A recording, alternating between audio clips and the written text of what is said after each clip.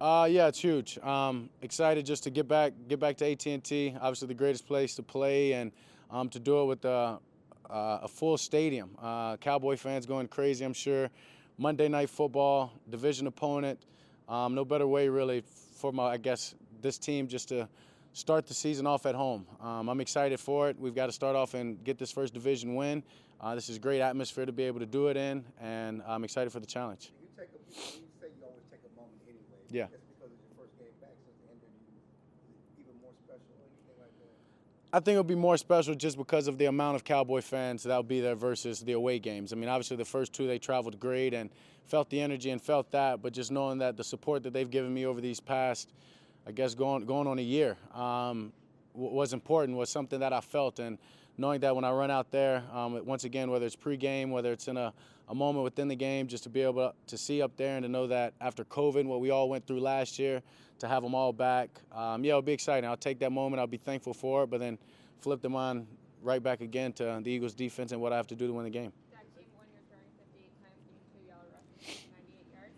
How are you game planning more specifically this year as a team than you have in previous years? How do you see Kellen evolve this play? Yeah, I mean, he's on fire, and he's doing whatever is necessary to win the game and put us in the best position.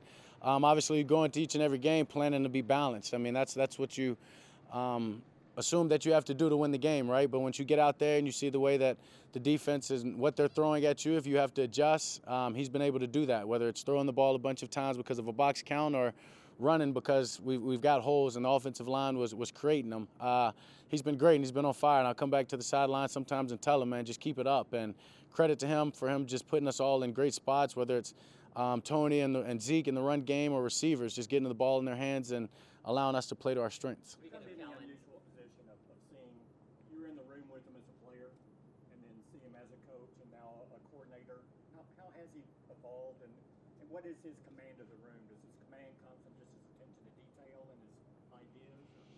Yeah, I mean, he's obviously grown in every aspect of it. As you said, from going from a player, yeah, maybe that was somewhat quiet, that was amazing at his role, whatever his role was required of him, to now being a coach. Yeah, I mean, he takes control of the room just with his knowledge, with his expertise in what he does, and he has a lot of respect from not only just the offensive guys, but the team. Speaking of Kellen, though, so in January he had a chance to interview with the Eagles. Obviously, you guys are playing this week. What was going through your mind when you heard that he was interviewing with them?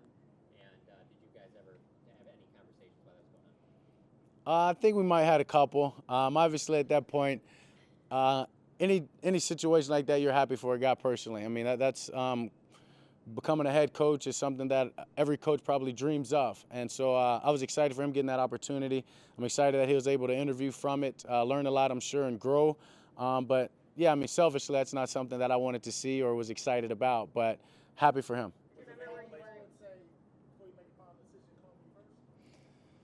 No, I mean, I think me and Kellen have got a great relationship. That we actually are communicating all through the boys he talks, and that I think that just speaks to his character, our relationship, and I think I would have known about whatever he was doing probably before any of you guys did. As I said, that just speaks to who he is as a person. What was the conversation between y'all two once you knew he was coming back? Just excited. I mean, obviously excited, and telling him my expectations, my standards, that he's going to have plenty more opportunities and plenty more interviews after this year.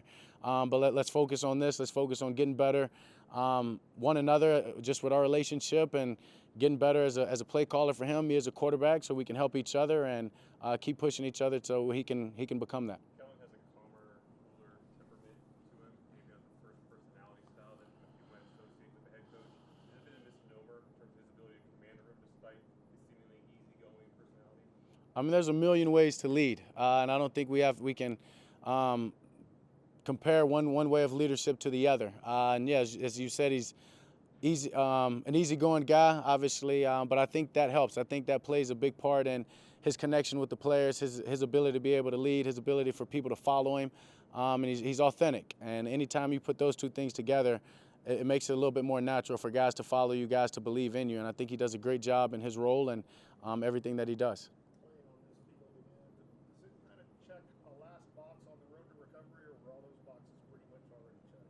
All those boxes are checked, and I think this would just be a great one just to get out there, Obviously, last time I played was in front of our home crowd, but to just get out there and do it again in AT&T, I think it'll be fun. It'll be something that, as we said, I'll take a moment. I won't take any of it for granted.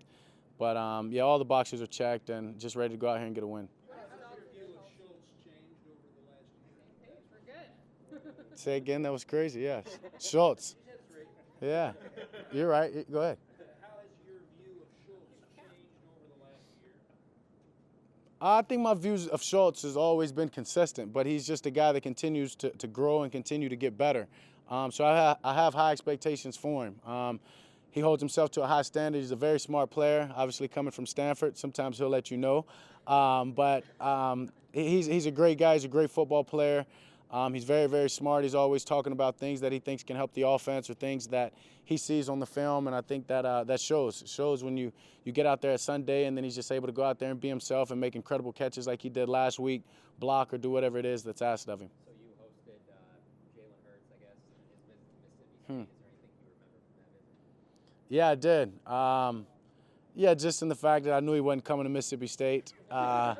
I think he might was talking about Alabama already. And, yeah, but, I mean, obviously my quarterback coach at the time was Brian Johnson, who's his quarterback coach now, knowing that they had that relationship. He's a good guy. He's a good guy. We had some fun. We had a good time, and happy for him and everything he's accomplished. What goes through your mind?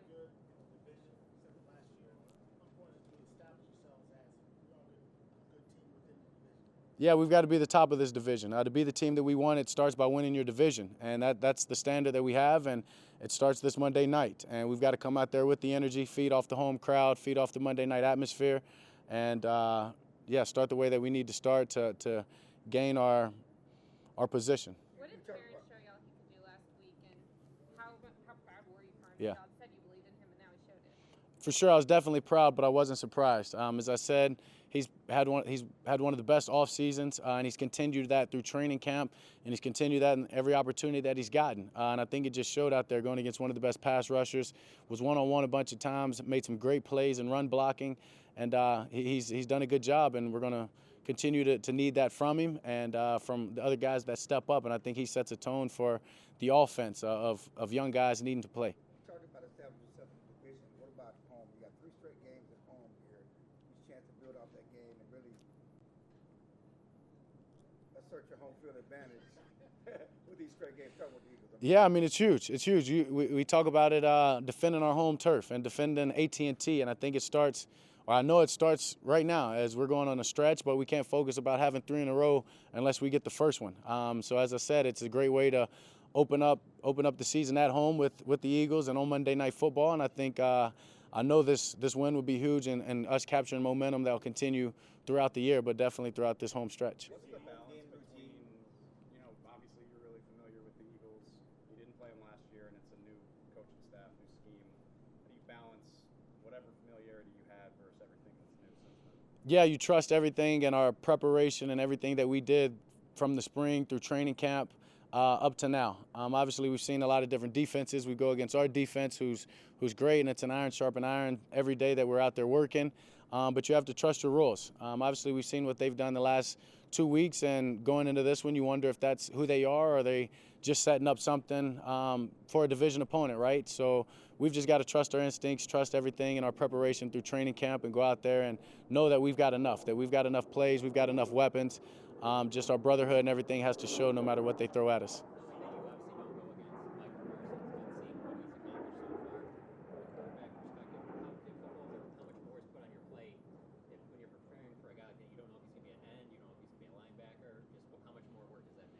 Yeah, I mean, it's tough, but I wouldn't put the way I prepare how other guys prepare versus defensive guys. I mean, I've got a great offensive line and a great supporting cast that I trust those guys. Anytime I'm playing anybody that's special on the other side that may line up here or there, it's great communication. I think that's where it starts. But as I said, I'll continue to say we're thankful to have him. We're thankful to have him on this team and just what he brings to this defense and his energy, how consistent he is as a person in the locker room. It's all going to pay off. CD has put a lot of offseason focus on his play strength. He's better as a blocker, he's better at yards after catch. Have you seen that showed up at all, and is that one of the more improved aspects of his game? Yeah, for sure. I think you have too. I mean, that's why you're asking me. Is he's done a great job, whether it's blocking on the perimeter, blocking for the run game. catching the ball and going making plays. I mean, he got that play started at the end of the first half by himself. Kind of broke down, and then he got it back on track by being physical, breaking a couple of tackles. And, yeah, I mean, that's a guy that works hard, that holds himself to high standards each and every day that he comes in. And when he sets a goal or sets a way that he wants to get better, he's hungry to chase that, and it's proved, and he'll continue to get better.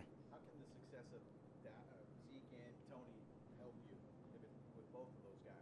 Yeah, I mean, just because the defense doesn't know what's coming. Being able to have the package of those guys, or the duo, and everything that Tony does, and then all of Zeke's strengths, and Kellen does a great job of putting those two guys in position to show their strengths off. And then you throw in the receivers and the tight ends that we have, it's trouble for the other defense.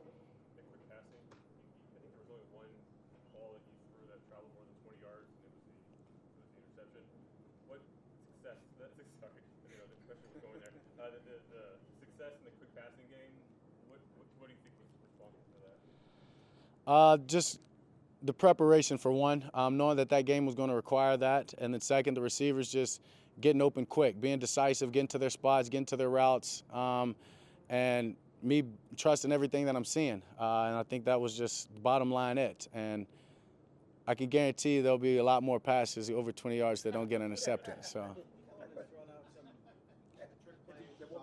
Nah, heck no.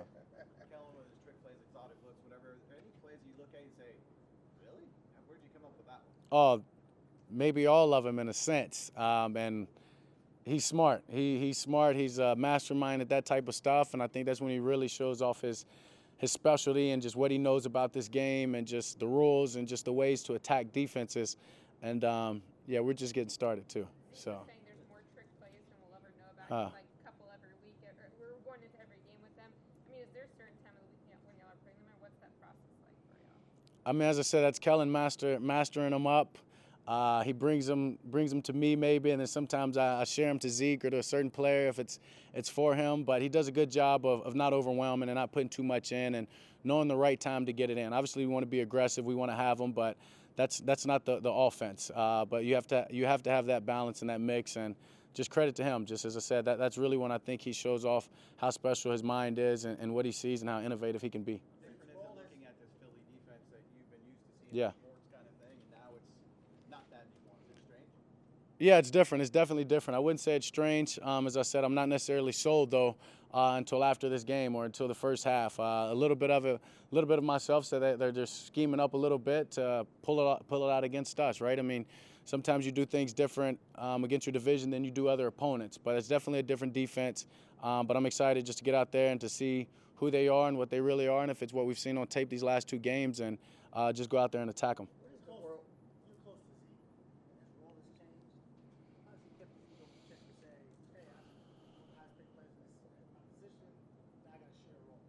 Zeke has always been a very unselfish player and is going to do whatever it takes for this team's success.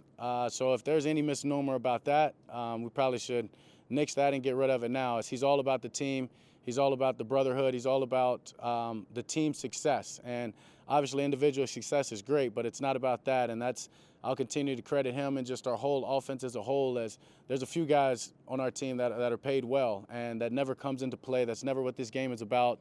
We all want to see each other succeed, and that's the lack of egos that we have that is going to be a key to our success. There was a play early, that was during the first quarter, Zach Martin kind of downplayed it, but you threw a ball to Dalton to get into the red zone and kind of free up you a little bit more.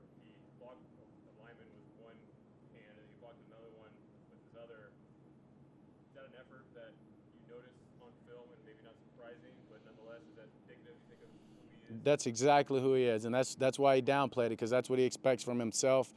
He's done it time and time again. I don't think any of us are surprised when he makes those type of plays. He's an incredible player. He's the